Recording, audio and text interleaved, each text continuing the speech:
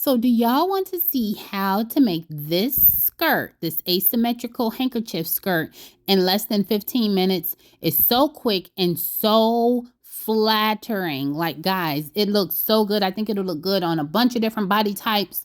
I will tell you guys that I do not use patterns, so I usually make little miniature replicas of whatever I'm making out of notebook paper. So that's my process, y'all.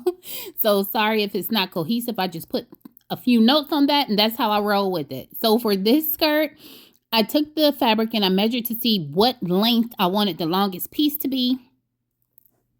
And then I went from there, folded the fabric in half. It was already folded in half once, so technically this fabric is folded in half, and then folded in half again. Your waist and divide whatever measurement that is by 6.28. For me, I always round up to the next inch because I like for my waist to gather. So if your waist was 29.5, I would round it up to 30 divided by 6.28, and then whatever measurement that is, you make little dots everywhere so you can see where you need to cut it all out.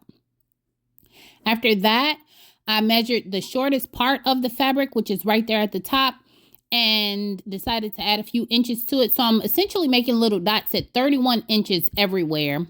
And then I took the middle of the fabric and made an X right there. That X is because I wanted the bottom of my skirt to be asymmetrical and a bunch of different triangles and shapes and all kind of stuff. So I'm literally going to cut almost halfway in. Cut down. I cut down about 10 inches on one side. Then I did the same thing to the other side, except I went up about 11 inches on the other side and then out. So it gave me this weird little shape, but trust me, it's going to come together. For my waist, I didn't bother about measuring it because the waist of my skirt was so much bigger than the rest of it. It wouldn't have mattered anyway. I just took my elastic, saw how comfortable it was for me, and then that's the piece I'm going to pull in. Right now, I'm just showing you guys the different options for hems. I could have used the hem tape. I could have folded it over twice and hemmed it.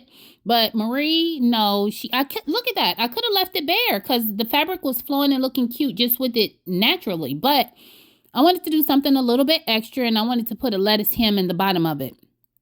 If you decide to do this, take your sewing machine and put it on a zigzag stitch, and make sure the sewing machine is sewing on the outside and on the very tip end of your fabric. Stretch it while it's going through the sewing machine, like pull it some, and then it's going to give you that kind of effect, that lettuce hem. I loved that. Like, I used a different color fabric intentionally because I knew it would stand out on that green. But yeah, it worked for me. You don't have to do that though. For my waistband, I'm going to measure the waist of my skirt because I want it to match up perfectly. And then that, I was just showing you, I sewed that piece up and then came back. Now, once it's sewed together, you have a circle that's your waistband plus your waist. All you have to do at this point is take the waistband, which if it's folded in half, there should be two pieces to it, and put it right next to the outside part of your skirt. Hopefully you guys can see this to see what I mean. And then I'm just going to pin it 4 pins, one in the front, one in the back, one on each side.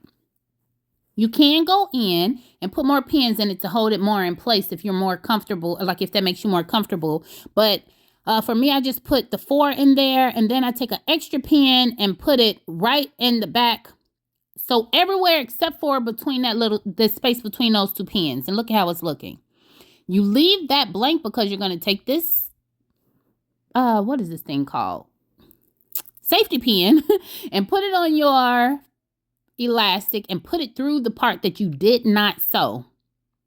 Pull it through, and the only thing you're making sure of is that it's not twisting and turning, it's flat, and that you don't pull the other end through. Put a zigzag stitch in it to seal it up, pull it through like you saw me do, and then sew that little piece together. And then that's, y'all, the skirt is done. It's done. I'm going to show you all how it looked. You can put a zigzag stitch if you're worried about it popping, but I wasn't worried about it popping because I had so much space in it. But y'all, looky, looky, looky. I put it on with a little belt and just a little top and a jacket. I put it on with a big belt, no belt, little belt. Couldn't miss with this. If you all look in the background, you'll see a big old